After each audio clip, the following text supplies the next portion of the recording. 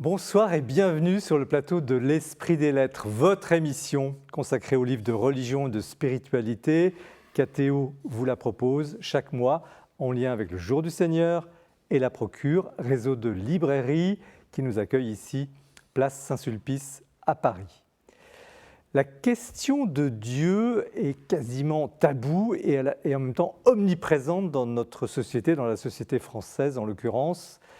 Il y a ceux qui croient en Dieu, il y a ceux qui n'y croient pas, il y a ceux qui en vivent, il y a ceux qui s'y abandonnent totalement.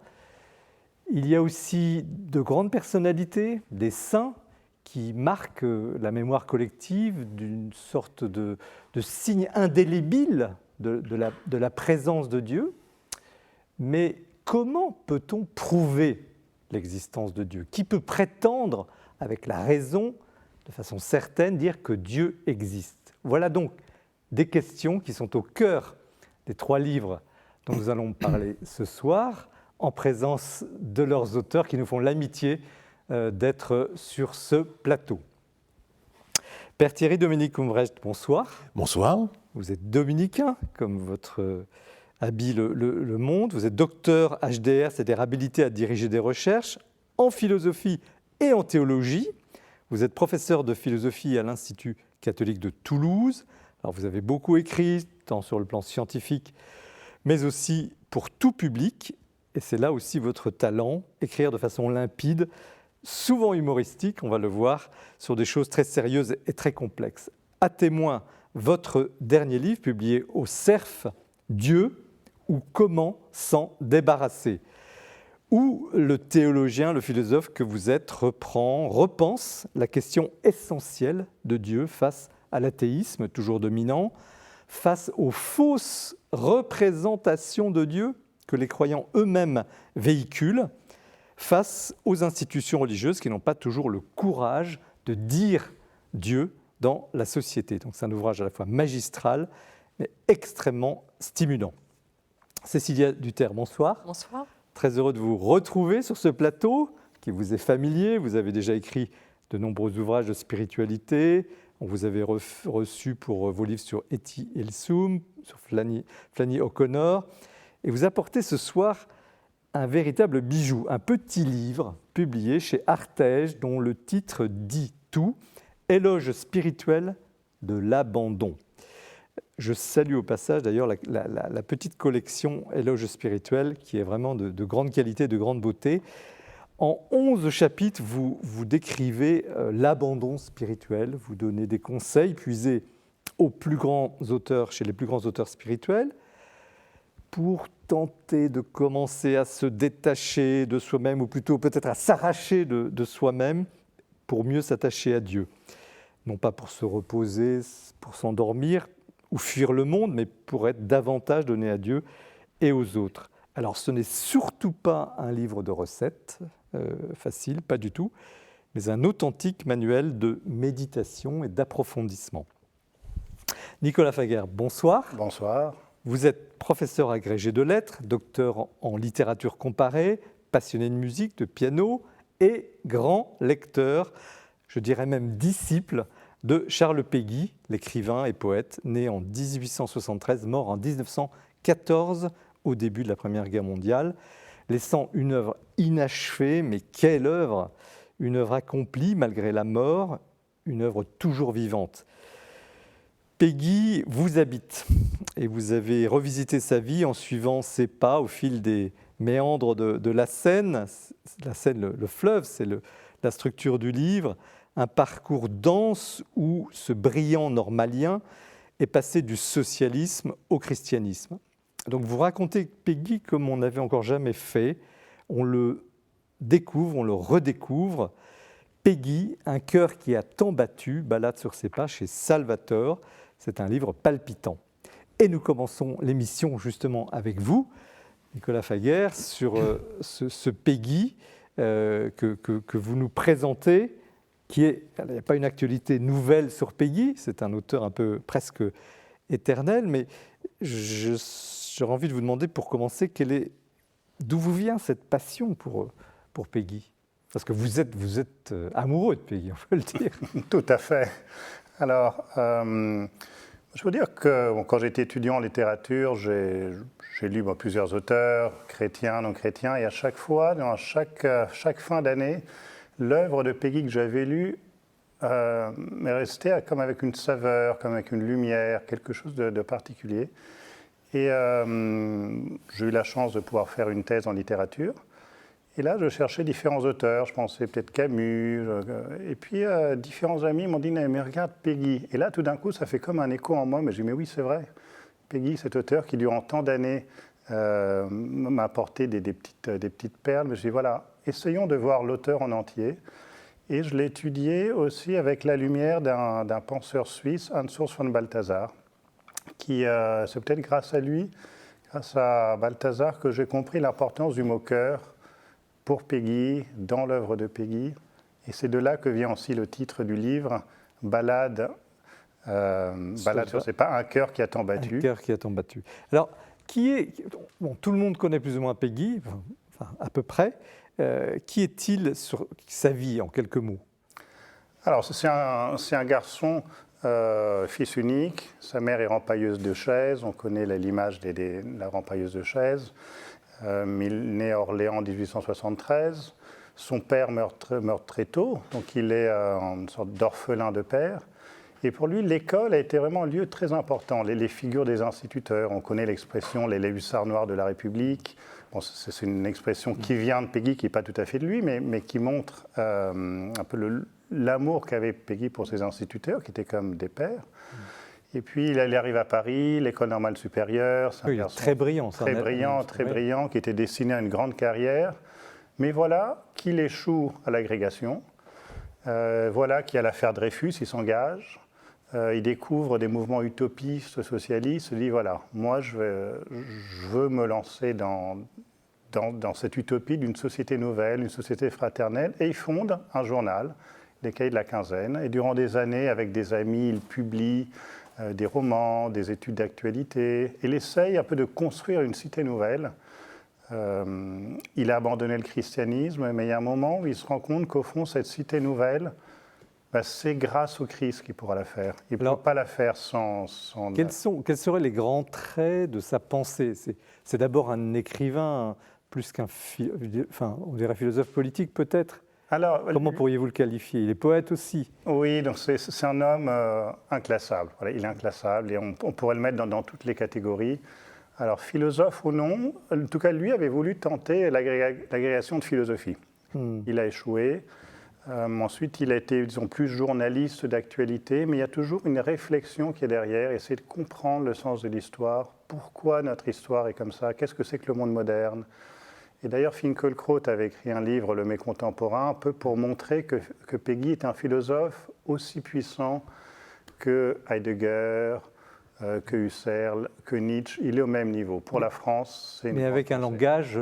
presque poétique, même sa prose. Tout à fait, oui. Sa prose a quelque chose qui, au premier abord, parfois peut être même insupportable. On se dit, mais c'est quoi cette prose qui est aussi longue? Il redit, il répète. Mais c'est quelqu'un qui, dès le début, disait on ne peut pas conclure. Voilà, il ne faut pas conclure, il ne faut pas mettre de point final. Alors, sans conclure, quels sont les axes majeurs de sa pensée? Alors, disons, un premier axe, c'est en lien avec l'affaire Dreyfus. Qu'est-ce qui rend une société digne d'être vécue? Est-ce qu'on peut tolérer qu'il y ait une seule injustice? Non, on ne peut pas. Une seule injustice rompt le pacte social. Une deuxième grande pensée, c'est la précarité. Il y a des ouvriers qui sont précaires, il y a des colonies, ça c'est l'époque des colonies, il y a des peuples qui sont maltraités, il y a des juifs qui sont maltraités en Arménie, en Russie. Donc toute cette attention de ce qui est précaire, et qui deviendra à la fin de sa vie la question de la France elle-même, qui sous la menace impérialiste prussienne, allemande, elle-même devient précaire. Donc cette question, voilà, de défendre celui qui est faible. Et puis il y a toute la grande réflexion chrétienne. Comment se fait-il que le Christ soit venu? Il y a tout pour que son message soit accueilli. Et qu'est-ce qu'on invente aujourd'hui? On invente le monde moderne qui est absolument coupé du Christ, et en particulier dans un pays comme la France qui a donné Jeanne d'Arc, qui a donné Saint-Louis, qui a donné Corneille, qui a donné Pascal. On invente ce monde qui n'a plus aucun lien. Est-ce qu'il avait cette, disons, cette fascination pour le christianisme avant même de le retrouver? Ou est-ce que c'est venu au moment que vous décrivez d'ailleurs dans le livre, puisque vous racontez de façon à la fois livre à la main et en même temps vos promenades sur la Seine, vous racontez sa vie. Mais est-ce qu'il avait déjà cette conscience, cette haute conscience du christianisme qui apparaît avec splendeur dans ses écrits avant de retrouver le christianisme? Ou est-ce que c'est venu dans ce moment, plutôt à la fin de sa vie, courte vie Alors, c'est une chose assez mystérieuse. Lui, quand il était petit à Orléans, il allait au catéchisme. Il a été éduqué. Et il dit dans des pages merveilleuses comment, dans un cœur d'un enfant, tout ce qui est un enseignement est comme sacré. Que ce soit l'enseignement de l'école républicaine ou du catéchisme, tout est entré dans son cœur. Et durant les années où il a abandonné l'Église, moi je crois que ce qui a été semé dans son cœur est resté et d'une certaine manière a germé aussi. Et il dit à un moment, quand il revient au christianisme, que c'est par un approfondissement constant de notre cœur dans la même voie que nous avons retrouvé la voie de chrétienté. Donc il y avait des choses dans son cœur qui ont pris forme quand il était enfant, et cet idéal aussi d'une cité fraternelle. Et ça, écoutant son cœur, il est allé au socialisme parce qu'il dit c'est là qu'on vit. Et puis petit à petit, ce même désir du cœur de vivre la fraternité fait qu'il se rend compte, mais qui est-ce qui nous parle de fraternité? C'est Jésus, il nous parle de Dieu le Père, il nous parle de la communion des saints, une fraternité qui est plus seulement ici, mais c'est aussi avec le ciel, la terre, le passé, le futur. Si vous aviez à décrire ou résumer sa spiritualité profonde, comment l'exprimeriez-vous? Peut-être par l'image qu'il nous donne de Jeanne d'Arc à la fin d'une œuvre très longue, un poème qui s'appelle Ève, qu'il écrit en quelques mois, qui est aussi long que la Divine Comédie, voilà, de Dante, c'est ses 15 000 vers, et il termine en imaginant la fin des temps. Il dit par qui serons-nous conduits à la fin des temps? Il dit c'est pas par le monde moderne, c'est pas par nos philosophes d'aujourd'hui, mais il y aura deux patronnes, Geneviève et Jeanne d'Arc. Et Jeanne d'Arc, elle est décrite comme un enfant, comme un capitaine de guerre et un enfant. Et donc chez Péguy, il y a, je pense, une spiritualité de ces deux dimensions. Il y a l'aspect viril, fort, du jeune normalien qui se bat au moment de l'affaire Dreyfus. Avec courage. Et cette dimension d'enfance qui, je pense, on réentendra tout à l'heure dans les livres de Cécilia, que Péguy aussi, il vit à la même époque que la petite Thérèse, et sans la connaître, il dit des choses très belles sur l'esprit d'enfance. Et Jeanne d'Arc aussi est un enfant. Alors vous parliez d'anti-modernité, enfin la modernité de l'époque, c'est-à-dire le début peut-être de la vie industrielle, d'une société qui imaginait que le progrès serait infini. Et pourtant, Péguy, en vous lisant, apparaît moderne. Ou post-moderne, on verra tout à l'heure, peut-être avec Thierry Dominique Ombrèche, ce que ça peut vouloir dire, mais est-il aujourd'hui moderne? Est-ce que finalement vous publiez ce livre en 2026? Pourquoi est-ce qu'il y a une urgence de Péguy aujourd'hui? Est-ce qu'il parle à nos contemporains? En tout cas, moi, il m'a parlé, il m'a beaucoup parlé. Peut-être qu'il faut distinguer de deux sens du mot moderne. Il y a moderne au sens un peu ce qui est négatif dans ce que Péguy est négatif. Donc le monde moderne, c'est un monde qui s'est coupé des racines anciennes, aussi bien des racines antiques que des racines chrétiennes. Un monde qui s'est coupé de tout ce qui est culture. Un monde qui est centré sur la technique et surtout sur l'argent. Voilà, l'argent. Et Péguy il dit, bien sûr, le monde moderne est comme ça, mais nous sommes tous modernes. Voilà. Nous aussi, les chrétiens, nous sommes des hommes comme les autres. Et quand il y a une éclipse, tout le monde est dans l'obscurité. Donc Péguy, en ce sens-là, il est moderne parce qu'il est aussi pleinement de son époque. Il ne nous dit pas de revenir en arrière, mais sachant que telle est l'époque, que pouvons-nous faire nous-mêmes pour nous réenraciner, pour déployer à nouveau une vie spirituelle, comme chrétien, trouver une place dans un monde qui n'est plus chrétien. Est-ce qu'il est audible aujourd'hui? Moi, je pense que oui. Il est, Alors moi, je peux donner une petite expérience comme moi, je suis professeur. Oui, voilà, justement, vous voyez des étudiants ou des élèves. Oui, moi j'enseigne en collège et puis aussi dans le supérieur. Et la poésie de Péguy, en particulier le Porche, où Péguy parle de la création du monde. En fait, c'est Dieu même qui dit comme il éclate dans sa création, dans le soleil, dans la lune, dans les étoiles, dans les poissons de la mer, dans le vent. Juste ces vers-là que je vous dis, souvent je commence avec ces vers en début de sixième, avec donc des enfants qui arrivent, et c'est un poème qui plaît beaucoup. Et même, je vais dire, c'est grâce à ces enfants, en le récitant avec eux, on fait une petite cérémonie où chacun récite un vers, l'apprend par cœur. En fait, c'est grâce à eux que j'ai compris l'humour qu'il y a dans Péguy, et dans ces mêmes pages, où Dieu s'extasie de sa beauté, de son rayonnement, et dit, mais ça ne m'étonne pas à la fois, c'est pas étonnant, j'éclate tellement. C'est grâce aux enfants que j'ai découvert cette... donc il parle beaucoup aux enfants, et je crois qu'il parle aussi à beaucoup de gens très différents.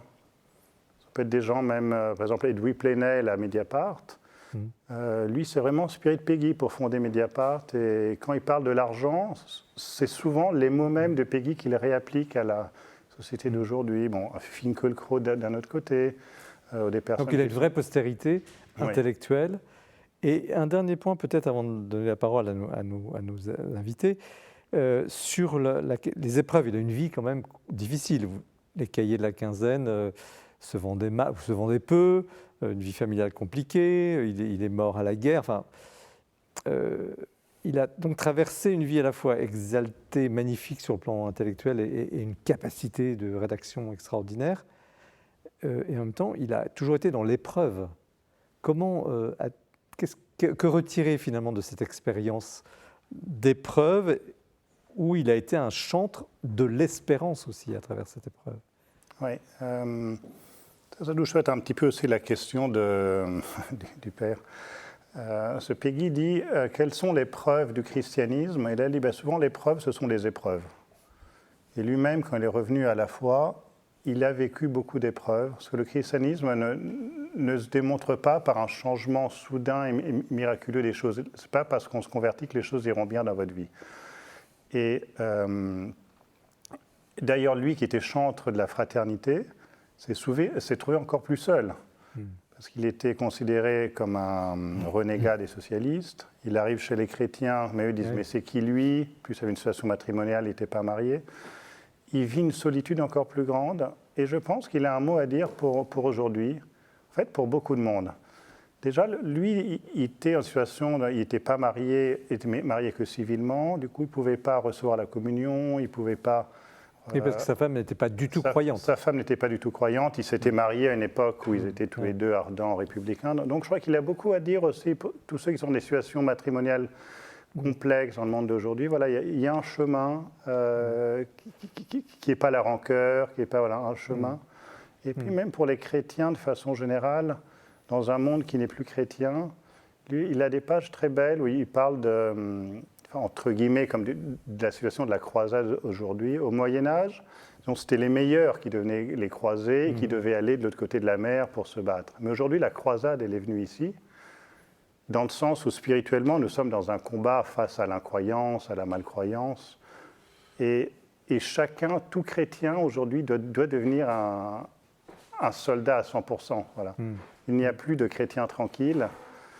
Et il dit il y a eu comme une réduction en géographie, ça c'est vrai. Donc en espace, il y a moins de chrétiens, mais chaque chrétien en géologie doit être beaucoup plus profond. Donc approfondir. Père, je pense que ça, c'est un peu la grande parole d'espérance de Péguy pour aujourd'hui, c'est cette géologie qui est offerte à chacun. Alors, je pose la question au théologien, pas de service, mais qui est sur le plateau et qui a la compétence quand même dans ce domaine. Comment, justement, vous rebondissez sur ce que vient de dire Nicolas Faguer, sur cette spiritualité de Péguy, et peut-être aussi sur le livre, comment vous l'avez reçu? J'étais heureux de le lire parce que pour moi, Péguy est un personnage qui s'était un peu éloigné.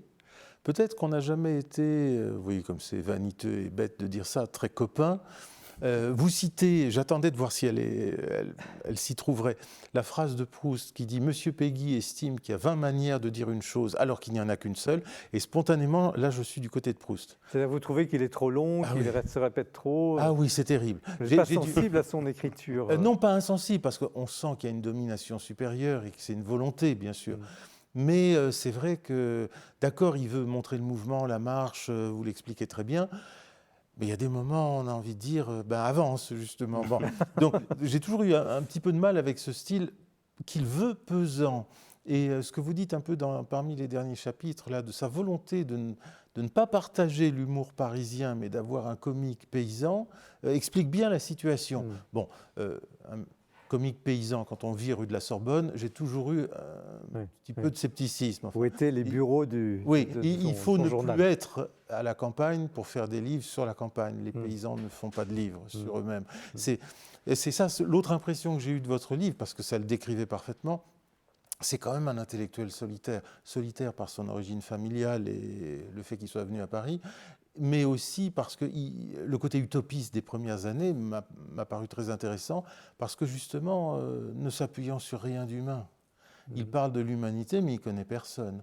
C'est vraiment une réaction d'intellectuel au sens où on parle des intellectuels différenciés des Mais sa universitaires. spiritualité vous touche? Oui, ce qu'il dit sur la Vierge Marie, c'est forcément très beau et très touchant. Dans votre dernier chapitre sur Chartres, tout ce qu'il dit de la Vierge Marie, c'est ça qu'on a retenu surtout de lui, c'est superbe. Mais ce n'est pas toute sa vie, ça non plus. Et ce qui est intéressant dans les ouvrages historiques, ce sont les recoins quand même, justement les périodes indécises. Qui sont quand même bien décrites dans les méandres. Ah oui, livre, oui, justement. on voit tout à fait sa progression, et elle est admirable en tant que telle. Mais j'allais dire, ça n'est pas chez lui que j'irai trouver une spiritualité, même si elle s'y trouve, parce qu'on la trouve ailleurs. Simplement, lui, il l'exprime avec son talent de poète.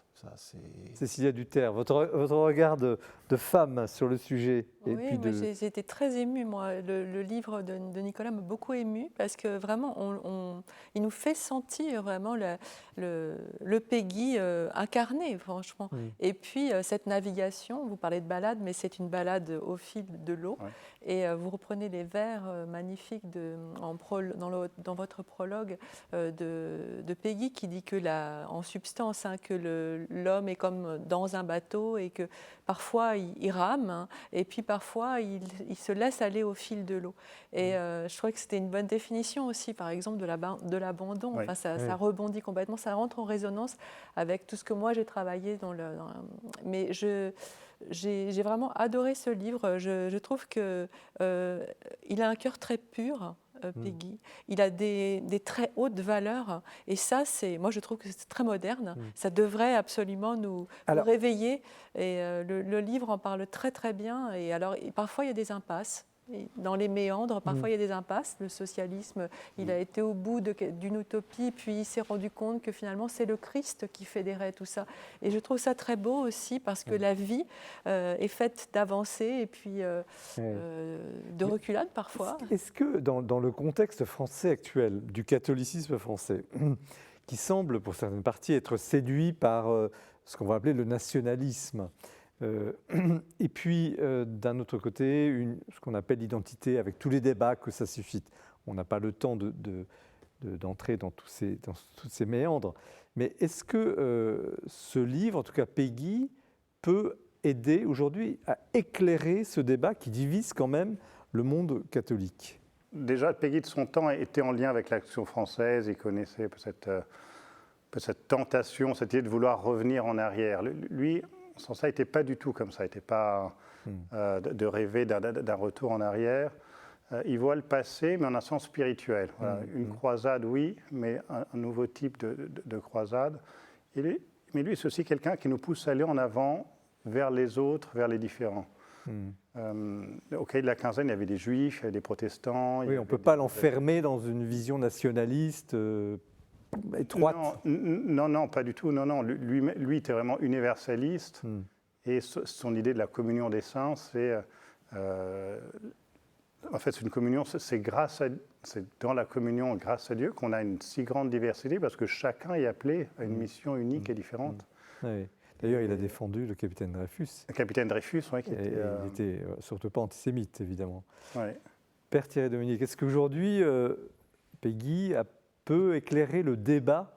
Oui, mais je ne crois pas qu'il coche les cases du catholique nationaliste tel qu'on l'attend, c'est-à-dire... On peut le récupérer comme tel, parfois. Oui, mais que va-t-on faire? On va récupérer 1 ou 2 pages sur Chartres, sur Jeanne d'Arc, parce que c'est très beau. Et on citera Peggy, ça fera briller le discours.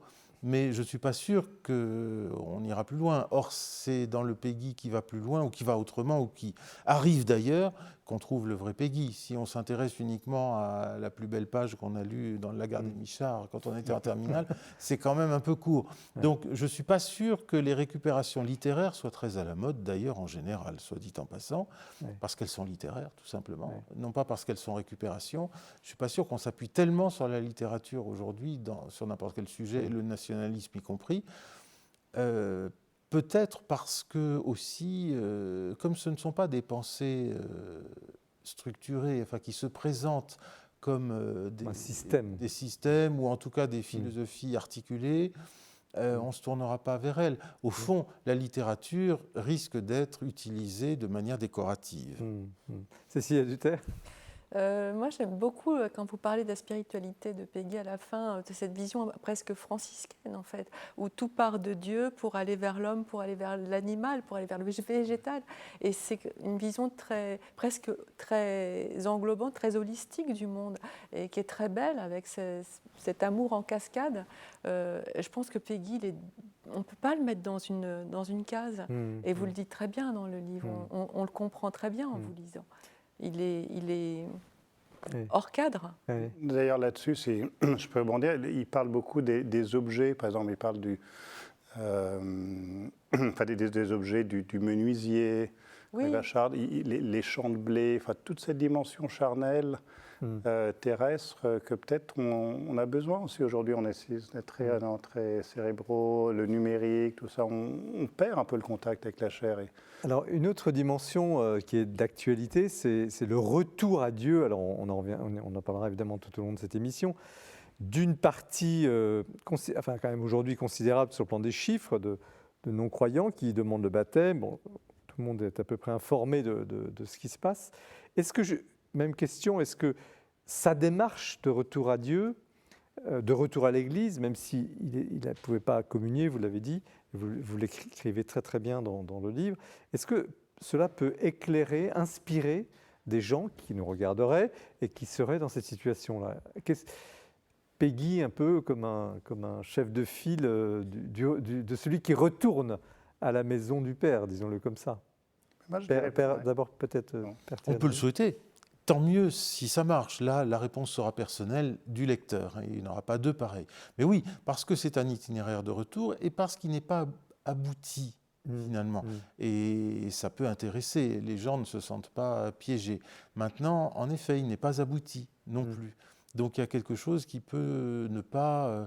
je ne sais pas moi, séduire un catéchumène qui attend au contraire quelque chose de total, de maximal. Oui, ou de structuré. Les hésitations des autres, il n'en a pas besoin, il en a déjà assez pour lui-même. Donc on peut avoir toutes les réactions possibles. C'est un inspirateur, mais ce n'est pas un catéchiste. Exactement, oui, tout à fait. Nicolas Faria, je vous ai coupé. Non, moi, je pensais que la chose qu'il a de plus précieux peut-être à donner, en particulier pour les catholiques, c'est la démarche qui lui a été inspirée d'aller à Chartres. C'est-à-dire il était effectivement plein d'hésitations. Il faut savoir que ses amis catholiques lui disaient « Écoute, toi, il faut que tu te maries à l'église et que tu baptises tes enfants. » La femme ne voulait pas, lui ne voulait pas la forcer. Alors les catholiques lui disaient « Même écoute, sépare-toi de ta femme, tu n'es pas obligé de rester avec elle. » Elle lui disait « Non, ça ne marche pas. » Mais donc il était une situation empêtrée. Et qu'est-ce qu'il fait?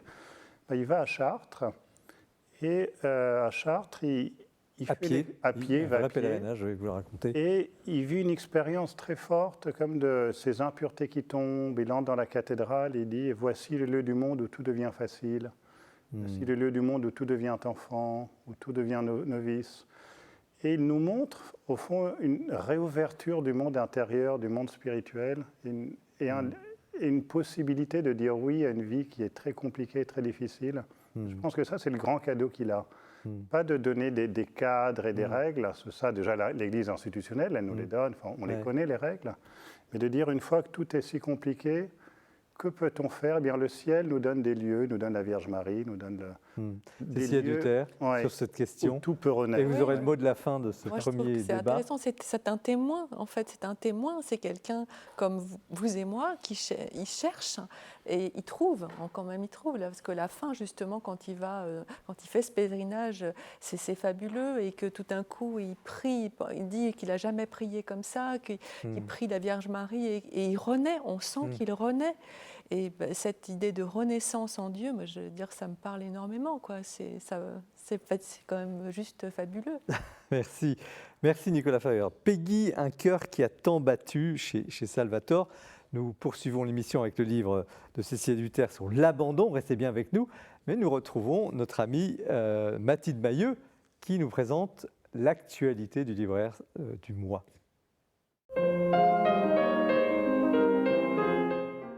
L'actualité du livre religieux en ce mois d'avril, c'est tout d'abord un événement, celui de la dernière parution de sœur Anne Lécu, une autrice que nous aimons beaucoup à l'Esprit des Lettres et à la librairie La Procure. Elle revient avec Bibliquement Vôtre, publié aux éditions du Cerf, bien sûr. Elle y est très fidèle et elle nous propose un véritable parcours biblique. Rencontrer la Bible avec Anne Lécu, c'est un cadeau, vraiment, je vous l'assure. Et avec elle, eh bien, nous entrons dans la lecture intelligente de la Bible. C'est un parcours spirituel et un parcours extrêmement pédagogique. Comment la Bible a-t-elle été écrite? Par qui? Peut-être peut-elle nous répondre, mais aussi elle nous alerte sur les dangers d'une interprétation de la parole divine. C'est un parcours à la fois complet, doux, simple et extrêmement spirituel auquel elle nous invite. Et c'est un cadeau, comme je vous le disais. Croire au XXIe siècle à présent, c'est publié aux éditions MAM et c'est le théologien jésuite François Heuvet qui nous propose cette très belle interprétation ou surtout présentation de la foi catholique pour les défis d'aujourd'hui. François Heuvet relève le challenge, le défi même, de prendre la suite et de se mettre dans les pas de Bernard Sesboué qui avait publié en 1999 le fameux Croire, qui servait de référence pour la présentation de la foi catholique. Aujourd'hui, il relève le défi avec beaucoup d'élégance et beaucoup d'intelligence. Là aussi, c'est un vrai cadeau. Géopolitique d'un conclave, Michael Kor, publié aux éditions Bayard, un très bel ouvrage, un très beau témoignage à la fois personnel et professionnel sur le conclave qui a eu lieu au printemps dernier, juste après le décès du pape François. Il est tout jeune correspondant à Rome pour le journal La Croix et il fait ses premiers débuts comme correspondant au Vatican. Vous allez voir, c'est à la fois drôle, émouvant, mais surtout extrêmement intelligent et fin. C'est un véritable carnet de bord à lire absolument. Vivre, croire et entreprendre, ce sont les fameux entrepreneurs et dirigeants chrétiens, les fameux EDC qui publient aux éditions MAM, pour leur centenaire, autant de témoignages qui relatent des parcours à la fois personnels et spirituels de personnes, des hommes et des femmes engagés dans leur métier profondément, et ce livre est riche d'enseignements. François et ses frères, Sylvain Piron est un médiéviste et un historien formidable qui nous invite à renouveler notre regard sur saint François d'Assise et ses frères. C'est publié aux éditions La Tempête. Ce livre est tout d'abord merveilleusement bien écrit, mais surtout avec beaucoup d'intelligence et avec ce travail hors norme de cet historien qui, depuis des années, travaille sur des sources encore inexplorées de saint François d'Assise. Il renouvelle notre regard, nous immerge dans une Italie médiévale que nous connaissons peu finalement et nous invite à redécouvrir le saint d'Assise. Et puis enfin, pour terminer, une très belle méditation spirituelle. Elle est signée par Emmanuel Godot, professeur de littérature au lycée Henri IV. C'est publié chez Albin Michel, autour de deux représentations. Tout d'abord celle d'une mosaïque italienne du VIe siècle, représentant la Transfiguration, et celle d'une photo représentant ses deux parents décédés aujourd'hui. C'est un retour et une méditation sur ce basculement d'une réalité à une autre, nous dit-il. Un livre d'amour et de foi à lire là encore. Merci Mathilde pour ce programme de lecture. Nous revenons à cette émission avec le livre de Cécilia Duterte, Éloge spirituel de l'abandon, aux éditions Artege. Je disais un petit livre, un petit bijou, parce que c'est une synthèse de la spiritualité qui conduit à l'abandon. Vous allez nous dire, Cécilia, le détail de ce que vous avez décrit, mais tout d'abord, comment vous êtes lancée sur un sujet connu, quand même, l'abandon spirituel, mais qui n'est même pas non plus quand même un certain niveau d'engagement spirituel. Qu'est-ce qui vous conduit à écrire un livre sur l'abandon ?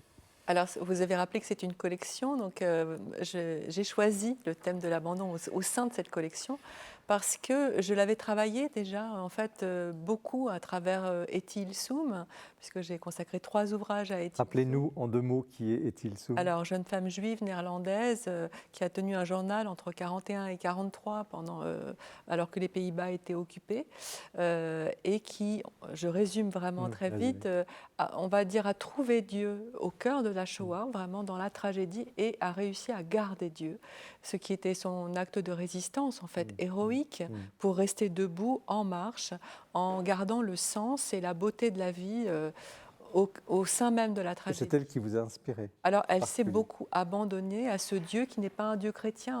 En l'occurrence, là, c'est un Dieu beaucoup plus adogmatique dans son cas, bien qu'elle ait beaucoup lu quand même les évangiles, la Bible, et qu'elle était très influencée quand même par des écrits chrétiens.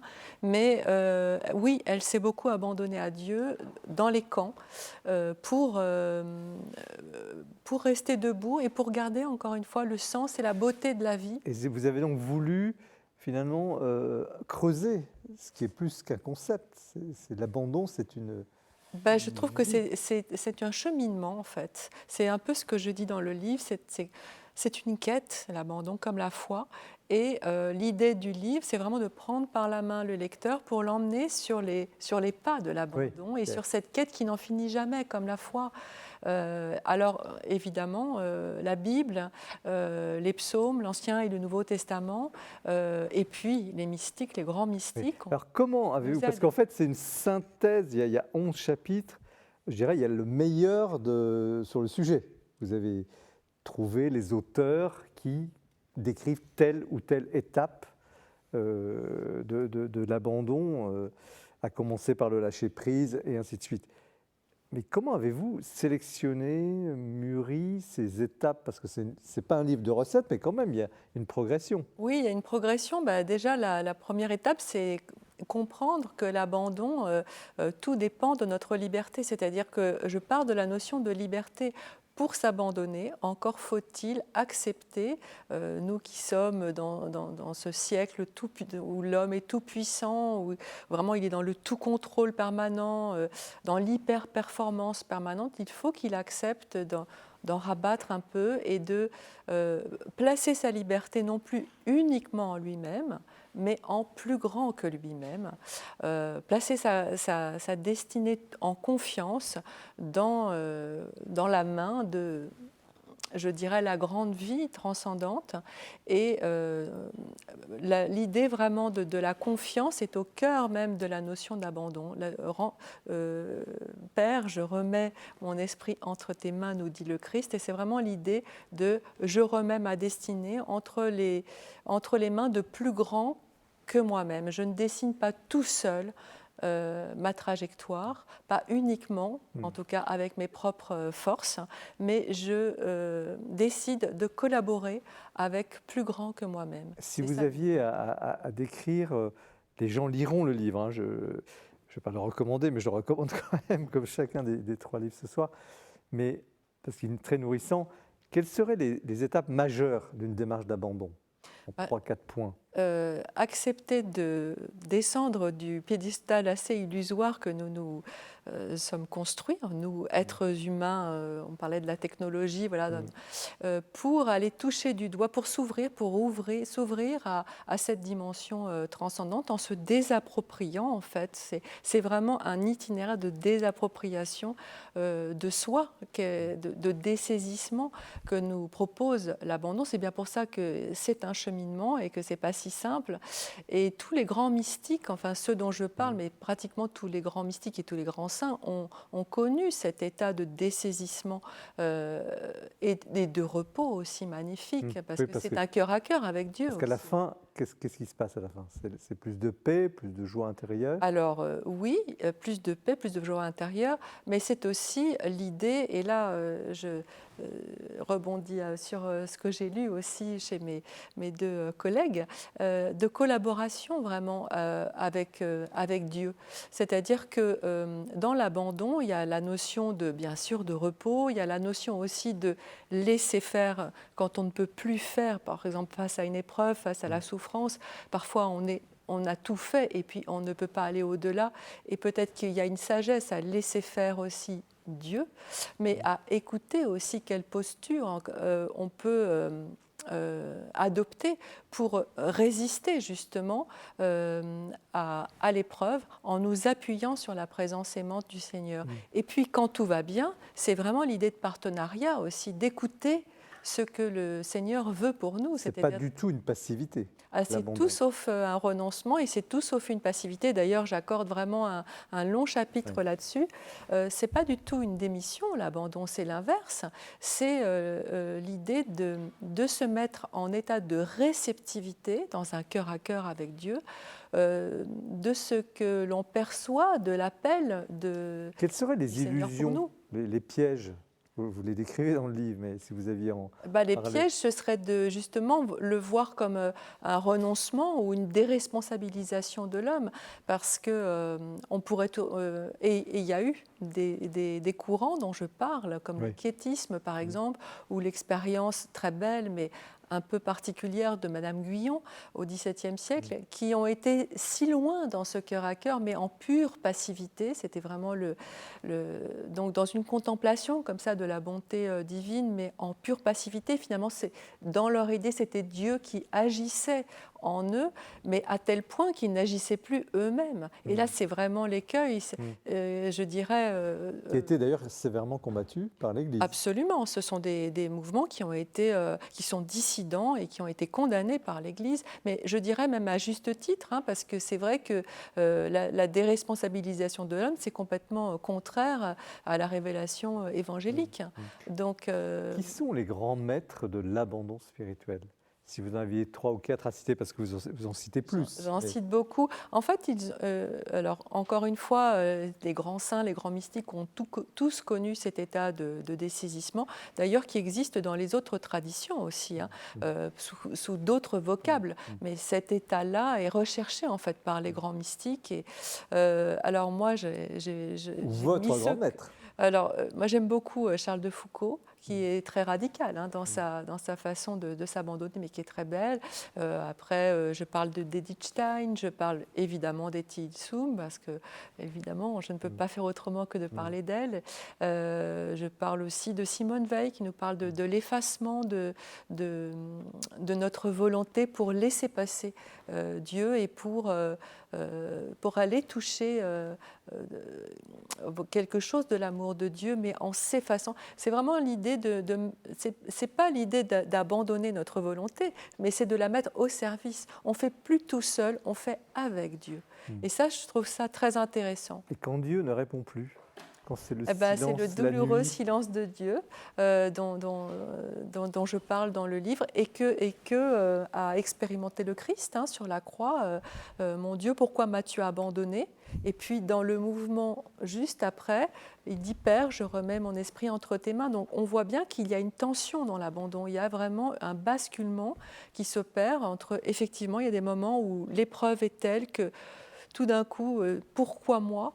C'est la question de Job aussi dont je parle dans le livre. Le livre de Job nous parle de l'énigme du mal. Pourquoi moi? Cette injustice dont on a l'impression, quand on nous arrive une calamité, on a l'impression que c'est très injuste. Et puis ce basculement, à un moment donné, de la confiance en Dieu et de vivre cette vulnérabilité pleinement, mais en résistant, en prenant appui sur la confiance en Dieu, sur la présence aimante du Seigneur. Parce qu'il y a un coup de théâtre dans le livre. Il y a un coup de théâtre et qui arrive à la fin, on peut en parler quand même. Oui, absolument. C'est que vous avez écrit ce livre, tout était prêt, vous l'envoyez quasiment à l'éditeur, les dernières épreuves, comme on dit, c'est-à-dire la dernière version corrigée, et il vous arrive une tuile. Une tuile. une tuile, il m'arrive une chute domestique complètement idiote, mais grave, c'est-à-dire que je me casse le poignet, mais pas une petite cassure, vraiment plusieurs fractures et arrachement des ligaments, enfin vraiment, voilà, opération, plaques, vis, etc., mais surtout séquelles très lourdes, assez rares, mais neuropathiques, et donc des douleurs, mais vraiment très fortes, très importantes. Et là, je me dis... Qui durent des mois. Et qui durent des mois. La rééducation est extrêmement longue, et on me dit, vous allez peut-être perdre votre poignet, donc c'est grave, quoi. De la main droite. De la main droite, en plus. Et là, surtout, la souffrance physique était vraiment très importante. Et là, c'est vrai que je me dis, bon, faut passer de la théorie à la pratique. Et c'est difficile parce que la souffrance vous isole, en fait, vous replie, en fait, sur vous-même. Et donc, c'est l'inverse du mouvement d'ouverture que nécessite, bien sûr, l'abandon.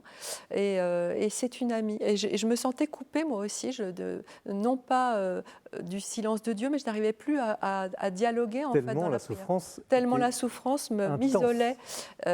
Exactement. Et une amie m'a dit, quand la souffrance est telle, le corps qui souffre est aussi prière. Alors ça m'a quand même un peu ébranlée, en même temps ça m'a remis en chemin. Et puis elle m'a dit, si tu n'arrives pas à prier, tu peux toujours dire à Jésus que tu l'aimes. Et c'est ce que j'ai fait. Et j'ai repris vraiment le dialogue petit à petit avec Jésus, avec le Seigneur, dans ces petites choses-là. Et ça m'a énormément aidée. Non pas la souffrance était la même, mais la solitude était beaucoup moindre parce que je me sentais de nouveau aimée, de nouveau accompagnée, de nouveau protégée, et j'ai repris confiance. Ça m'a redonné confiance. Et cette énergie de confiance, je l'ai mis au service de la rééducation. Et petit à petit, j'ai récupéré. Et voilà, regardez, je peux absolument bouger mon poignet. Merci de ce témoignage parce qu'il est bouleversant à vous entendre là, à vous lire, parce que c'est à la fin du livre et justement, il donne au livre une puissance. Parce qu'effectivement, vous décrivez ces grands maîtres, ces leçons, il y a des citations, c'est très, très riche.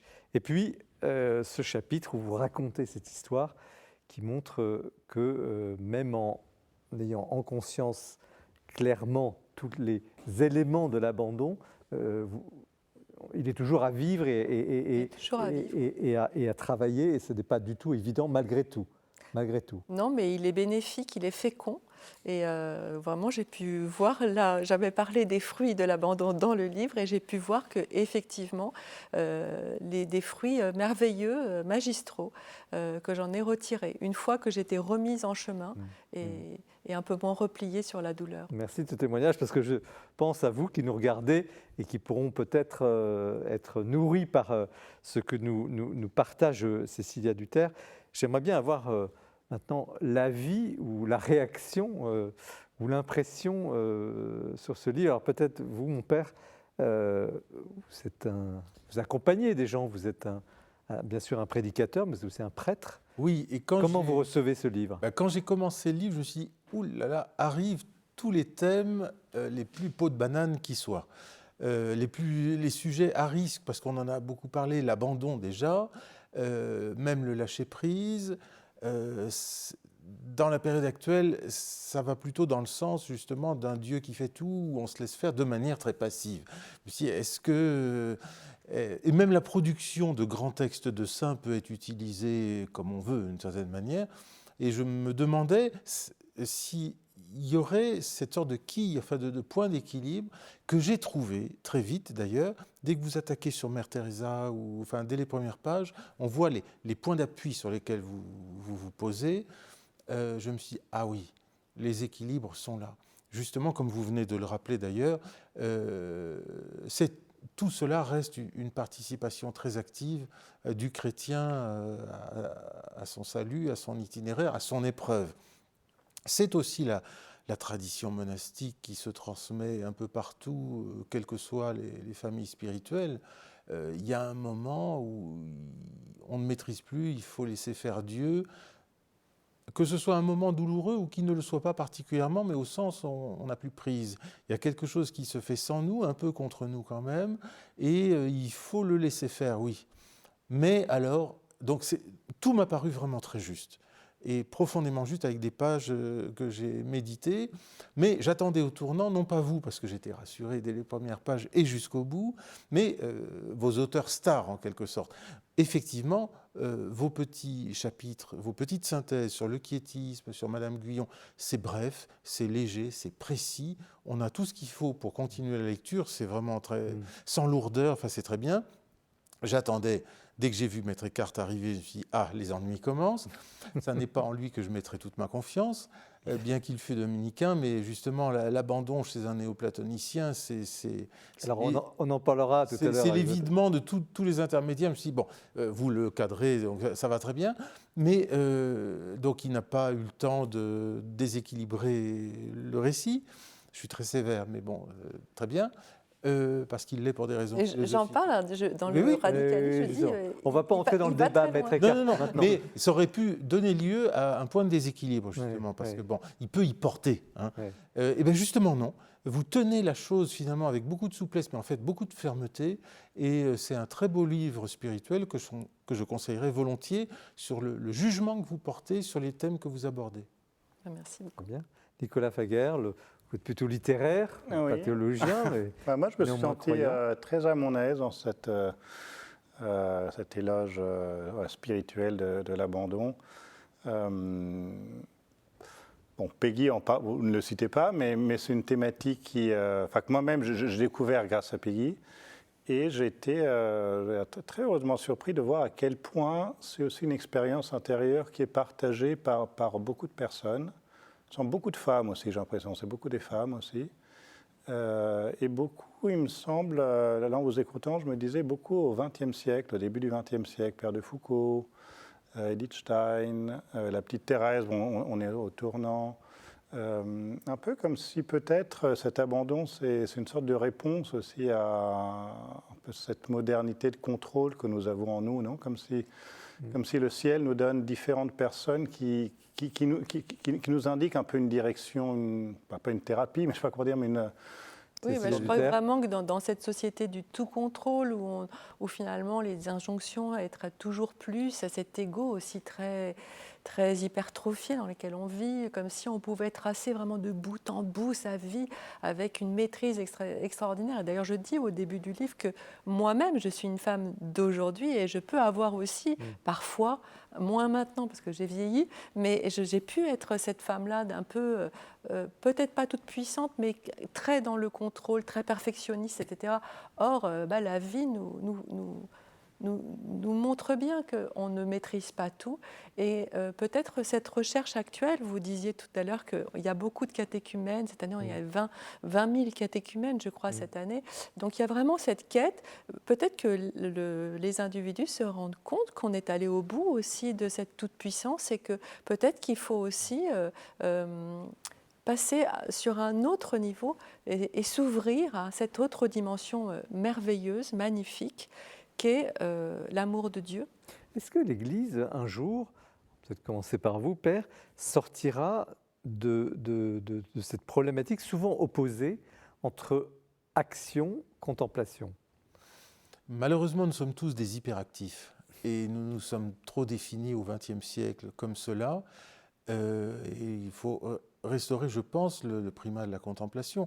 Mais je repense à quelque chose que vous disiez. Il y a peut-être deux sortes d'abandon. Il y a l'abandon, j'allais dire, comme réaction du chrétien par rapport au monde hyper technicisé. Première phase. Mais moi, je pensais surtout instinctivement, et en fait, vous l'avez traité, à l'abandon dans le cadre même de la vie spirituelle. Et c'est tout à fait autre chose. Où même les sécurités chrétiennes viennent à manquer aux chrétiens. Et c'est bien plus profond, c'est-à-dire quand Dieu ne parle pas, quand Mère Teresa dit que pendant 40 ans, Dieu s'est absenté, quand la prière ne produit plus aucun goût, quand là, c'est le véritable abandon qui commence, parce que le reste, la fuite du monde, très bien. Ça reste extérieur. Là, tout d'un coup, on entre dans l'intérieur. Et j'ai pensé aussi à une chose... C'est pour ça que j'ai parlé de la nuit de la foi. Mais exactement. Consacrer un chapitre là-dessus. Parce que je pense que c'est vraiment ça, garder Dieu, y compris quand Dieu est absent. Parce que la nuit de la foi, c'est encore beaucoup plus fort que le silence de Dieu. Hein. Et ma question portait sur justement cette espèce d'opposition qu'on sent parfois dans les rangs de l'Église entre ceux qui prient et ceux qui agissent, quoi. pourrait dire un christianisme de gauche plus actif, un christianisme de droite plus contemplatif, plus méditatif. Je caricature évidemment, mais est-ce que justement cette revisitation de ce sujet central de l'abandon, donc de la vie intérieure, permet de trouver le juste équilibre entre l'action et la contemplation? Moi, je dirais que l'abandon nous apprend à être réceptifs à la parole et ça a quelque chose à voir avec la vocation, la mission. Chacun, selon nos dons et nos charismes, nous avons quelque chose à faire. À un moment donné, je parle aussi de l'abandon face à la finitude humaine. Eh bien oui, la vie est finie, mais justement, c'est ce qui la rend précieuse, c'est ce qui lui donne un sens. Et l'abandon, je trouve, nous met dans cet état de réceptivité pour savoir où je vais, qu'est-ce que j'ai à donner au monde avec mes dons et mes charismes. Nicolas Faguère. Oui, peut-être pour préciser, abandon, moi je ne l'entendais pas au sens, enfin vous disiez abandon, sortir du monde, c'est pas tant, j'arrête les activités profanes, séculaires pour, je peux entrer dans une église ou faire une activité spirituelle. Je pense qu'on parle bien de l'abandon comme attitude intérieure. Absolument. Mais bien sûr, oui. Où, un cheminement, en fait. On se remet entre... Absolument. Pour reprendre des images de Peggy que j'aime bien, il emploie par exemple l'image d'être comme un bâton dans la main du berger, donc on se laisse conduire, ou être celui qui arrête de ramer, qui se laisse porter. Et ça, je pense que c'est un point de contact action-contemplation, parce qu'on est aussi bien réceptif, contemplatif, que aussi actif. Il faut se mettre dans cette... L'abandon est aussi une activité. Et moi, j'avais travaillé sur le théologien Balthazar, et en allemand, ils n'ont pas un mot pour dire abandon. Ils ont plusieurs mots. Ils ont un mot, c'est Gelassenheit, c'est plus se laisser. Enfin, mais ils ont aussi le mot Hingabe, qui est se donner. Et quand Balthazar traduit le mot abandon de la petite Thérèse, une fois c'est Gelassenheit, une fois c'est Hingabe, plus actif. Pour dire que dans ce mot d'abandon, il y a les deux, je pense. C'est aussi bien une activité qu'une passivité. Alors il y a un autre mot un peu sacré qui est très à la mode, enfin qui revient, fort heureusement d'ailleurs, peut-être dans le vocabulaire contemporain dans les églises et notamment chez les jeunes catéchumènes, c'est la question de la sainteté. Avant, on n'en parlait pas. Il y a 20-30 ans, c'était un mot un peu... Aujourd'hui, c'est devenu, et fort heureusement, je pense. Mais est-ce que la sainteté est finalement à portée de main ? Eh bien, justement, c'est ma dernière question. Je termine le livre en disant que l'abandon est pour moi un chemin, effectivement, une voie de sanctification, parfois en tout cas, et je termine avec la figure magnifique de Saint Maximilien Kolbe, qui a donné sa vie dans les camps, qui a pris la place en fait d'un prisonnier, père de famille. Voilà, d'un père de famille. Je pense que tout le monde connaît l'histoire, et qui effectivement, dans le don de soi pour son prochain, montre bien que lui, l'abandon, il le vivait, l'abandon en Marie, la Vierge Marie, il avait vraiment un culte marial très très important, mais en tant qu'intermédiaire du Christ, en tant qu'intermédiaire du Père, et vraiment il a prouvé que dans cet abandon, il a pu toucher vraiment l'amour de Dieu et du prochain en donnant sa vie. Père Thierry Dominique. Comment dirais-je ? Ce que vous dites, je n'ai rien à redire, mais c'est la place de l'abandon dans le dispositif général, c'est là où je tique un peu. Je veux dire, ce n'est pas un programme, l'abandon. Ce qui est un programme, y compris pour la sainteté, c'est d'avoir une vie spirituelle qui passe par des actes. Et là, on ne s'abandonne pas, on décide d'aller prier de 7 à 8 le matin. Ce n'est pas un abandon, là, c'est au contraire, on prend sur soi pour peut-être pour s'abandonner plus. Oui, mais ce n'est pas un but en soi. Je crois que l'abandon, vous citiez le père Kolbe, c'est ce qui lui est arrivé en effet à Auschwitz, après avoir consacré sa vie à une vie de prière et une vie apostolique, tous azimuts. Là, il a été face à la croix, et là, il s'abandonne. Mais ce n'est pas un programme, il ne l'a pas visé, l'abandon. C'est quelque chose qui nous tombe dessus. C'est une méthode, en quelque sorte. Non, ce n'est pas une méthode. Non, c'est la réaction face à un obstacle, je dirais. Et donc, ce n'est pas programmable. C'est pour ça que chez les grands auteurs spirituels qui en ont tous parlé, c'est un thème mineur.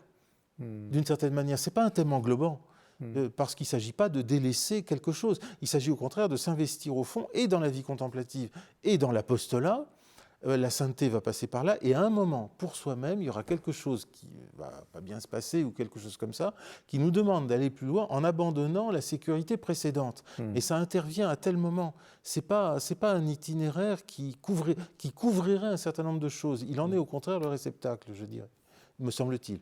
Bon, un petit livre qui suscite beaucoup à la fois de méditation, de questions et disons-le, de progrès quand même, parce que même si effectivement l'abandon n'est pas un en soi, mais tout de même il arrive à point, cet éloge spirituel de l'abandon, donc Cécilia Luther aux éditions Artege. Nous poursuivons l'émission avec le livre de Thierry-Dominique Umbrecht, Dieu ou comment s'en débarrasser. Restez bien avec nous. Mais c'est l'heure du coup de cœur. Alors c'est Jean-François Roth qui ce mois-ci nous présente le coup de cœur. Aujourd'hui, je voudrais partager avec vous un grand coup de cœur pour le livre de Madame Catherine Terninck chez Dectet Brouwer, L'esprit d'élégance, résister à la vulgarité du monde. Catherine Terninck est psychanalyste, essayiste, et elle nous donne ici un livre magnifique, très très bien écrit. Alors, je commence par écarter peut-être deux contresens faciles à partir du titre et du sous-titre de ce livre-là. L'autrice n'est pas du tout en train de se lamenter sur l'état de notre monde, de notre société. Elle n'est ni pessimiste ni grincheuse. Et quand elle parle, quand elle veut promettre l'élégance, il ne s'agit pas d'une attitude aristocratique, élitiste, qui serait réservée à quelques âmes choisies, et dans le mépris du vulgum pecus. Donc, elle est sensible effectivement au fait que les incivilités se multiplient, que l'impudeur règne, que l'outrance est la norme, mais elle n'en prend pas son parti et elle pense qu'on peut résister, que tout le monde peut résister à ça, justement, en allant chercher cette notion qui paraît peut-être un petit peu obsolète de l'élégance. Et en fait, le livre est magnifique parce que par la finesse des analyses et par la justesse des énoncés. Par exemple, justement pour l'élégance. À quoi tient l'élégance d'une personne ? On pense d'abord à sa parure, mais un vêtement peut être chic et porté sans grâce. L'habit ne fait pas l'élégance. On pense à l'allure, à la gestuelle, à la démarche, de se dégage un certain style. Un quelque chose fait la différence, une distinction aussitôt tempérée de discrétion. Elle conclut, pas d'ostentatoire, pas de surcharge, pas de sophistication, pas d'excès, l'élégance ou la vertu du peu. Elle fait aussi, par exemple, une très belle analyse de l'art de la conversation, d'abord par son contraire. La conversation cesse, et surtout cesse d'être un art, lorsqu'elle se ferme à l'hospitalité de la parole et se durcit dans le besoin de convaincre. Le fait d'interrompre, de couper la parole, de contredire systématiquement, ce qui la rend péremptoire, arrogante, et l'apparente parfois à un combat de certitude. Elle conclut, la conversation a pour vocation de rester inachevée. Et là, on pourrait multiplier les exemples parce qu'elle fait des analyses très fines de la gratitude, de la pudeur, de la bonté. Et elle a toujours le sens des formules, des belles formules bien frappées qui donnent à penser, à réfléchir. Par exemple, j'en ai cité 2 ou 3. La consommation présente comme plénitude ce qui n'est que remplissage. Ce à quoi nous ne renonçons pas finit par nous posséder. Et je conclus avec celle-là. L'élégance est le geste, l'écoute, l'attitude qui ouvre plus grand. Voilà. Ce livre, en fait, est la démonstration en acte, j'allais dire, de l'esprit d'élégance. Je vous assure que c'est un véritable bonheur de lecture. Merci Jean-François pour cette présentation. Nous poursuivons cette émission passionnante sur la question de Dieu avec le livre de Thierry-Dominique Umbrecht, Dieu ou comment s'en débarrasser aux éditions du Cerf. Alors, un titre quand même assez spectaculaire, Se débarrasser de Dieu. Mais nous passons notre vie à cela, chrétiens ou non chrétiens. Notre société n'en veut plus. Nous appartenons à une génération à qui on a dit que Dieu ne s'enseignait pas. Là, les résultats sont brillants. C'est une réussite parfaite. Dieu n'a pas été enseigné. On a fabriqué des ignorants sur 3 générations. Donc, et pourtant, on ne cesse d'en parler, de le chercher et finalement de s'appuyer sur des sur des icebergs qui se sont détachés de la banquise. Les reprises maladroites de beaucoup de gens sont des reprises du peu qu'ils savent, et donc on a l'impression de belles choses qui ne sont plus articulées et qui font un peu leur tri aussi. Donc il y a quelque Vous n'êtes chose... pas un peu pessimiste quand même sur la situation, parce que certes, il y a une baisse de la foi, mais il y a aussi ce retour dont on parlait tout à l'heure, cette recherche de Dieu, La recherche, est impressionnante. Ben oui, mais enfin, on est passé en 50 ans de 36% de pratiquants à 2, quand même, et la recherche de Dieu se fait, j'allais dire, non pas à zéro, elle se fait toujours à partir des matériaux qui restent dans la famille, dans la culture ambiante, dans les rencontres qu'on a faites, mais elle est rarement faite à partir d'organismes encore vivants, pléniers, riches, nourrissants. Et donc tout est à refaire, vraiment, et un peu partout. Et Alors pourquoi avoir choisi ce titre aussi paradoxal? Peut-être parce que me restait en mémoire celui de Ionesco que je cite dès la première page à propos d'un personnage dont on découvre qu'il est mort dans la pièce à côté et qui ne cesse de grandir et qui rend fou le vieux couple qui s'en occupe. Et semble-t-il, c'est une sorte de parabole d'un Dieu qui est à côté, qui est mort et qui prend toute la place. Je me suis dit, mais oui, c'est un très bon titre. Alors comment, première, il y a 3 parties dans le livre, dont la première évoque une question que je posais au début de l'émission, les fameuses preuves de Dieu. Comment expliquer avec la raison l'existence ou pas de Dieu? Est-ce que c'est possible? Oui, c'est possible, mais c'est pas ça qui est le problème. C'est est-ce qu'elles sont utiles? Est-ce que c'est d'elles qu'il faut se servir? Et quand on va se référer à Thomas d'Aquin pour dire il nous a donné 5 voies de l'existence de Dieu, pas preuve, c'est Descartes qui invente le terme de preuve. Chez Thomas, les voies prouvent. Mais il n'y a pas le mot de preuve. Mais il ne s'en sert pas pour prouver l'existence de Dieu, pas du tout. Il est au début de la somme de théologie chrétienne, il n'en a pas besoin, vu qu'elle s'appuie sur la Bible, sur la tradition chrétienne et sur la foi. Non, c'est une récapitulation. Pour des étudiants, voilà ce que les anciens philosophes ont pu découvrir de Dieu. Je vous le fais en 5 fiches, et comme ça, ce sera autant de faits. C'est vraiment une récapitulation pour un docteur chrétien qui n'en a pas besoin, mais qui, par ce biais, dit « Attention, l'intelligence humaine, même livrée à ses seules forces, a pu découvrir des choses ». Mais il n'en fait pas du tout un argument qu'on dirait apologétique. Est-ce que pour aujourd'hui, c'est convaincant? Non, pas du tout. Convaincant. Mais non, ça ne l'est pas. Et ça n'était pas fait pour ça. Ça ne l'est pas pourquoi? Non pas parce qu'elles ne sont pas concluantes, mais parce que ça suppose de maîtriser chacun des termes, chacun des mots. En gros, il faut être philosophe. Bon, alors les gens le sont peu, c'est le moins qu'on puisse dire, donc elles ne vont pas marcher parce qu'on ne comprend pas le sens des mots. Néanmoins, est-ce que la raison aujourd'hui, et je parle de la situation actuelle, société très techniciste, digitale, enfin, est-ce que très orientée sur le concret, la possibilité de faire ou de ne pas faire, est-ce qu'on peut aujourd'hui, par ses propres moyens, en quelque sorte intellectuels, trouver Dieu? Par ses propres moyens intellectuels, non. Il ne faut pas rêver, parce que les gens manquent de moyens intellectuels. Non pas qu'ils n'aient pas la raison, mais ils ne s'en servent pas. Et ils ne l'ont pas nourri. Si on supposait qu'ils s'en servent. Mais ça suppose qu'ils aient fait de la philosophie, et tel type de philosophie. Mais même dans ce cas-là, je ne crois pas que dans l'écrasante majorité des cas, cela leur permettrait de trouver la foi. Ça peut les disposer au sens où ils pourraient se dire « Ah ben tiens », contrairement à ce qu'a dit un député de la Troisième République à la Chambre, qui avait dit « Aujourd'hui, il est démontré qu'on ne peut pas être catholique et intelligent », au moins on peut se rappeler qu'il y a des catholiques intelligents, donc au moins ça dispose. Mais c'est tout. Seule la foi conduit à la foi.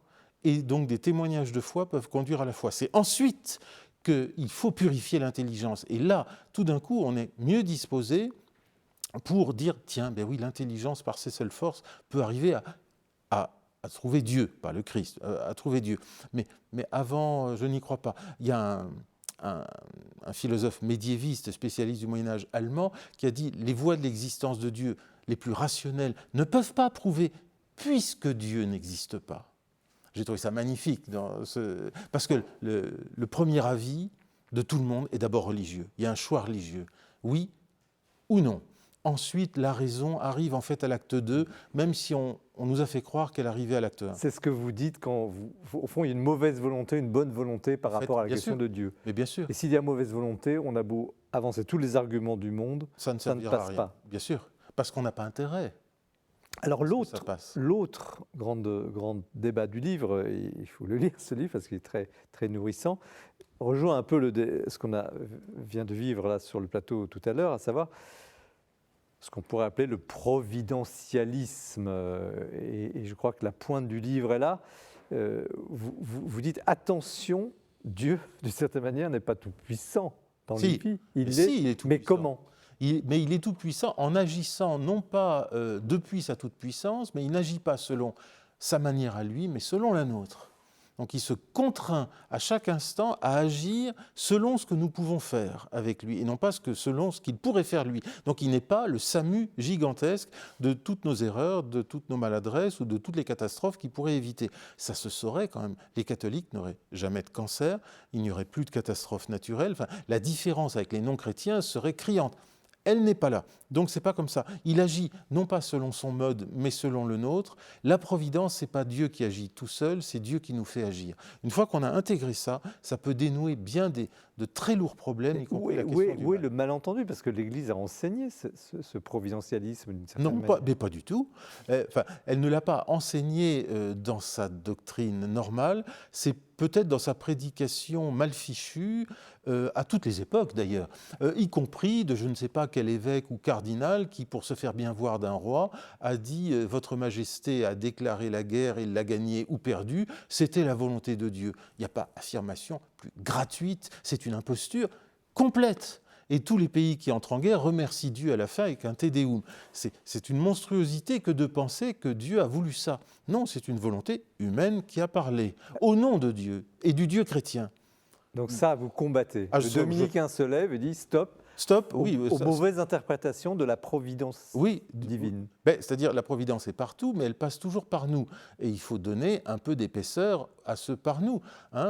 Comme le disait saint Augustin, qui pourtant ne l'a pas bien honoré philosophiquement, mais théologiquement c'était impeccable, Dieu qui nous a créés par nous n'a pas voulu nous sauver sans nous. Donc il nous sauve avec nous, par nous.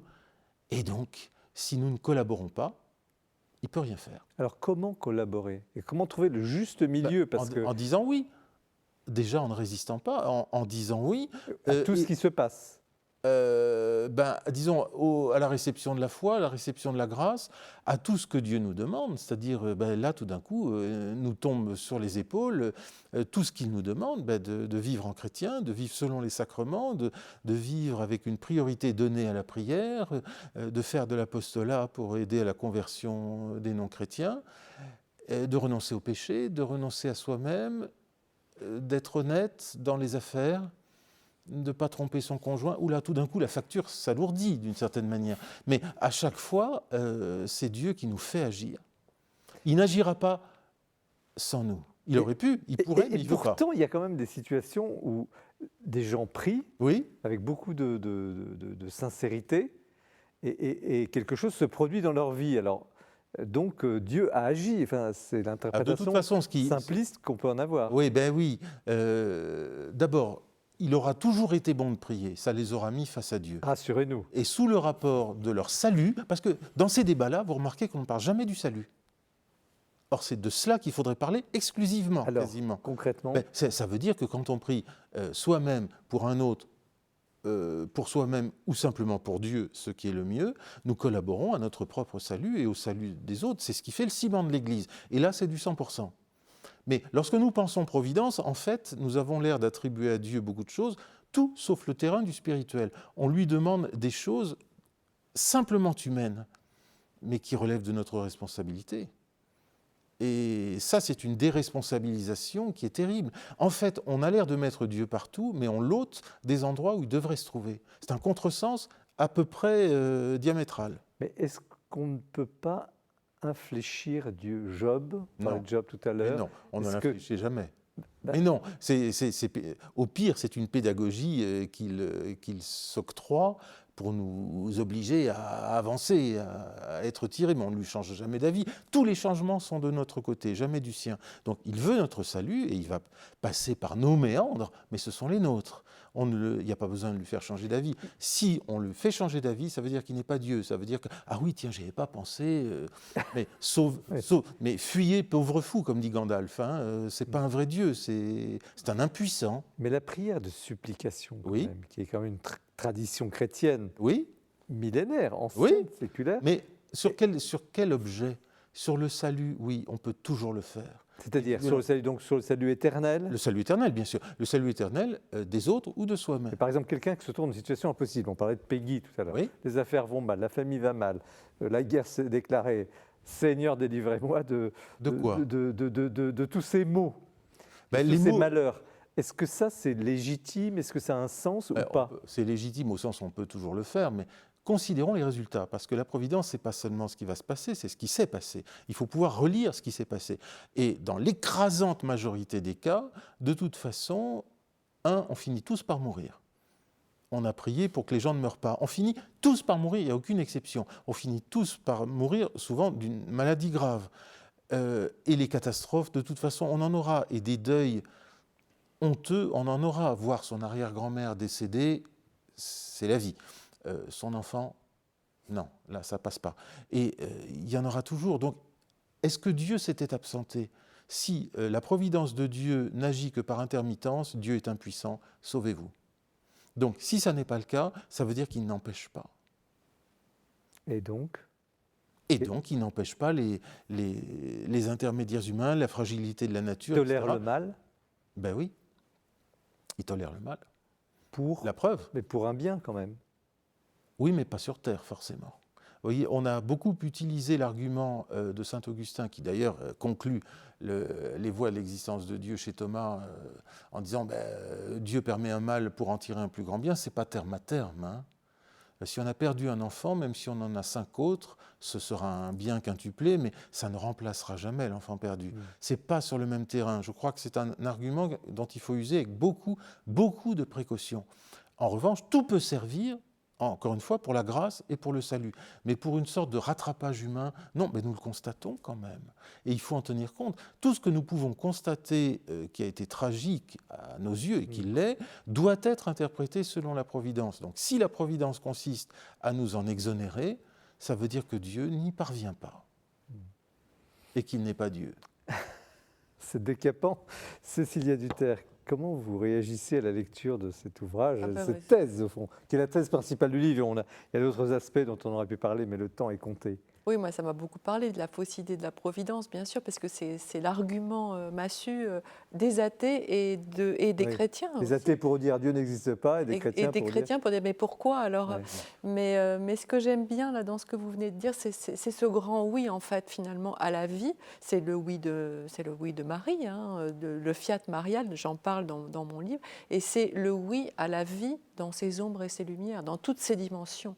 C'est ça l'ouverture à Dieu pour moi. C'est le oui, le grand oui à ce que l'on ne comprend pas. Marie, en l'occurrence, elle accueille l'incompréhensible. Là, en l'occurrence, c'est une bonne nouvelle, bien sûr, parce qu'elle va porter, mais elle nous invite à accueillir tout ce qui est, même quand ce qui est n'est pas évidemment drôle, facile à vivre. Nicolas Faguer? Oui, alors moi je m'interrogeais un petit peu sur le sens de Dieu dans le monde d'aujourd'hui. Effectivement, vous dites on s'en débarrasse, comme chrétien, enfin de Dieu qui n'est plus là. En même temps, moi j'enseigne en collège, j'ai des élèves de 6e, et dans le programme, il y a une partie du programme qui est parler des textes fondateurs de la Genèse. C'est là que je parle aussi de Peggy. Et moi je suis frappé par le sens qu'ont les enfants de Dieu. On en parle, et pour eux c'est absolument naturel. Bon, il y en a qui sont musulmans, il y en a qui sont chrétiens, c'était rien du tout. Mais pour eux, il y a une conscience naturelle de cet au-delà qui nous dépasse. Voilà. Pour eux, ce n'est pas un problème de parler de Dieu. Après, quand je suis avec les collègues, là, c'est très compliqué.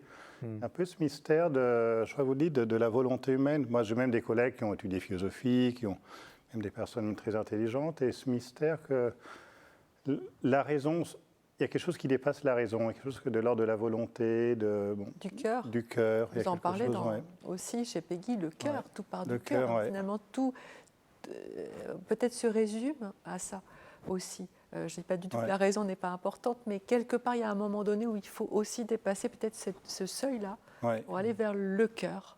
Alors là, on a deux sujets. Il y a la question de Dieu, l'existence de Dieu, la question de la providence. Mais est-ce que, quand même, en tout cas, on a l'impression, du point de vue journalistique, mais du point de vue de ceux qui observent la société, que Dieu revient. Dieu semble revenir dans cette société. Est-ce que ça vous paraît être une sorte d'illusion ? Au plan du discours, au plan du référentiel constant, mais oui, bien sûr.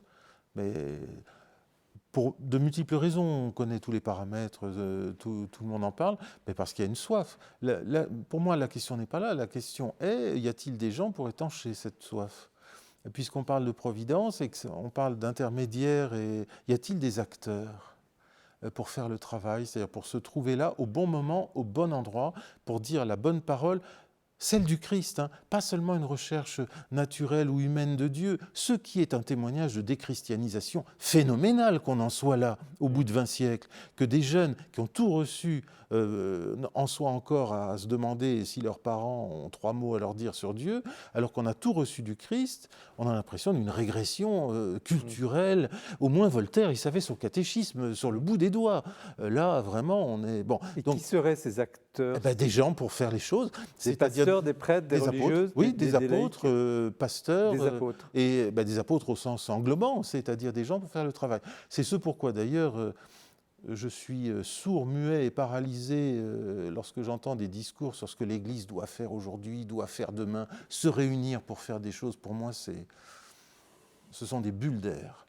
La seule vraie question, c'est y a-t-il des gens pour faire le travail ? C'est tout. Et le travail, en l'occurrence, l'annonce ? L'annonce, une vie spirituelle, l'annonce, une vie communautaire dans l'Église, puis la transmission explicite du message du Christ entier. Alors ensuite, la réponse des gens, elle sera graduée selon chacun, bien sûr, mais qu'au moins, il y ait des gens pour dire et pour faire. Nicolas Faguer ? Oui, moi je crois que ça touche un peu ce qu'a senti Peggy, c'est qu'on est dans une société qui n'est plus chrétienne, et au fond, c'est à chaque chrétien aujourd'hui de faire ce rôle. Ce n'est pas à certains en particulier.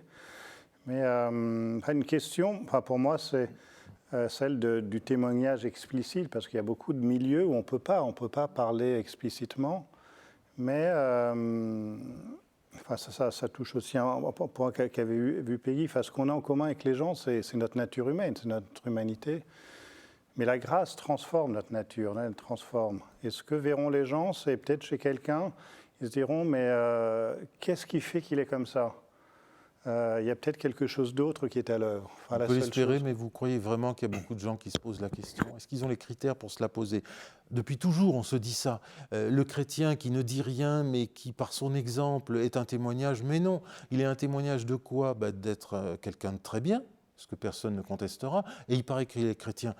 Tant mieux pour lui. Mais je crois que la différence ne se voit pas dans sa profondeur, dans le choc qu'elle devrait provoquer, y compris entre parents et enfants. Que des enfants voient leurs parents s'aimer, ça devient de plus en plus rare peut-être, mais c'est naturel. Pour un enfant, c'est normal. Pour nous, c'est un exemple, parce que ça peut être héroïque de leur part. Mais pour un enfant, c'est normal. Donc, ça ne suffit pas à faire passer le message du Christ. Il ne passe qu'avec lui-même. Cécile Duterre ? Oui, oser prendre la parole, être témoin aussi dans le monde d'aujourd'hui, je pense que c'est extrêmement important. Là, je vous rejoins, et ça rejoint votre troisième partie, où l'affadissement il faut aussi que le témoin se nourrisse. Exactement. Et donc se nourrissent alors aux grands écrits, mais se nourrissent aussi en allant à la messe, se nourrissent de cette parole, et puis ensuite l'incarnent, mais en parlent effectivement, et ça demande un courage encore, alors un petit peu moins à l'heure actuelle, je vous suis, mais ça demande quand même un certain courage, effectivement. Est-ce que vous pensez que l'Église, même les clercs, pour être plus précis, manqueraient, ce que vous évoquez, Père Thierry Dominique, de courage aujourd'hui pour annoncer de façon simple, claire, nette, le message vraiment chrétien? Moi, je trouve que l'Église, elle fait le job.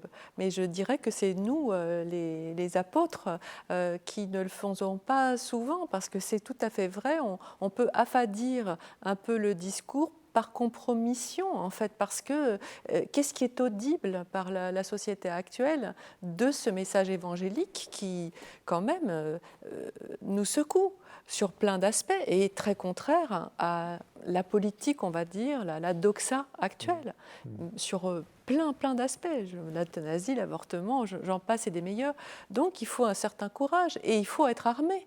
Et d'ailleurs, j'ai adoré toute la partie aussi qui est dialoguée entre l'athée et le catho. Merci.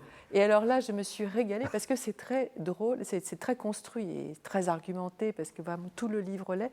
Mais là, ce sont des moments où, tout en étant très argumenté, c'est un dialogue et entre l'athée et le catho, et c'est très drôle. Voilà, à la fin, truculent. alors pour nos téléspectateurs, donc à la fin de chaque grande partie, Oui. il y a une petite pièce de choix, c'est un peu un dessert, je ne sais pas comment vous l'avez conçu comme ça, où il y a au fond un athée ou un inquisiteur et un chrétien qui s'affrontent verbalement, comme une vraie joute verbale, et qui résume en fait la partie. Pardon, je vous ai interrompu. Mais... Non, mais voilà, et je trouve que c'est très didactique aussi, ça nous donne des arguments aussi à nous. Et puis, vous les faites vraiment dialoguer, c'est très véridique, c'est comme ça que ça se passe. C'est les questions que l'athée se pose et qui est parfois difficile de répondre. Alors, pas de compromis. Jamais de compromission. Maintenant, des compromis, il faut savoir, face aux personnes, avoir le mot juste devant la bonne personne au bon moment et de la meilleure façon. Hein. Il ne s'agit pas d'être brutal. Mais face à un message qui est parfois un petit peu grisâtre ou avec une langue de bois ecclésiale extrêmement pénible finalement, résultat des courses, eh ben, le courant, peut-être l'Esprit Saint à travers le courant, passe quand même par les réseaux sociaux. C'est-à-dire qu'il y a énormément de cathos qui font des vidéos, qui ont des centaines de milliers d'abonnés, souvent pour le meilleur. Il peut y avoir aussi beaucoup de maladresse, ça peut même faire trébucher certains vidéastes, hélas, malheureusement, pour différentes raisons. Mais ça passe quand même. Et je pense que beaucoup de témoins ecclésiaux sont surpris de ces moyens-là, qui n'ont pas vu venir, peut-être encore moins que les catéchumènes. Mais ces moyens sont très explicites. Mais très explicites. Et ce sont eux qui marchent. Et ce sont eux qui marchent, et ils ont raison. Peut-être parce qu'ils étouffent et qu'ils veulent dire une parole plus libre. Alors, évidemment, on est plus libre lorsqu'on n'a personne en face, sauf la caméra. Il n'empêche que les retours peuvent être violents, donc c'est quand même une prise de risque. Hein. Mais ils le disent quand même. Mais ils disent. Nicolas Faguère, compromission, comment à la lumière de Peggy, ce sera un peu le dernier mot de cette émission. Compromis avec le monde. Enfin, le cœur de tout, c'est quand même la charité. Et moi, je veux dire, je suis assez attaché au témoignage de charité, enfin l'amour qui est ce qui est le plus beau en fait. Dans Dieu, l'amour, ce qui est le plus beau, dans les saints, c'est ça qui attire. Enfin, qu'est-ce qui attire? C'est pas des raisonnements très, très convaincants, certes, mais c'est parce qu'on voit des gens qui aiment, on voit Maximilien Kolbe qui donne sa vie. Et, après, bon, dans un milieu non chrétien, c'est plus un témoignage caché. Dans un milieu chrétien, on peut dire les choses très, très clairement, mais je pense que sur la charité, c'est là où on peut tous se retrouver. Merci à vous trois. Merci Père Thierry Dominicum Brecht. Dieu ou comment s'en débarrasser, donc un titre choc pour un livre puissant qui fait réfléchir. Effectivement, vous mettez à sa place la providence, comment Dieu agit. Vous avez de ces mots dans la vie, oui, mais dans le sens où voilà, on comprend mieux le sens de Dieu dans la société. Merci Cécilia Duterre, éloge spirituel de l'abandon chez Artege, ce mouvement intérieur pour mieux rejoindre Dieu et les autres. Et merci à vous, Nicolas Faguère. Peggy, un cœur qui a tant battu, balade sur ses pas chez Salvatore. Une émission qui était ambitieuse, en quelque sorte, le thème immense, la question de Dieu, son action au cœur de chacun, mais qui est très riche. Et je vous remercie de cette attention que vous avez et votre fidélité à cette émission. Fidélité aussi aux livres, à la lecture, et à ceux qui les écrivent et qui les produisent. Merci. Nous nous retrouvons dans un mois. L'émission, vous pouvez toujours la regarder. Elle est en replay sur le site de KTO, du Jour du Seigneur et de la Procure. Très bonne soirée. À bientôt.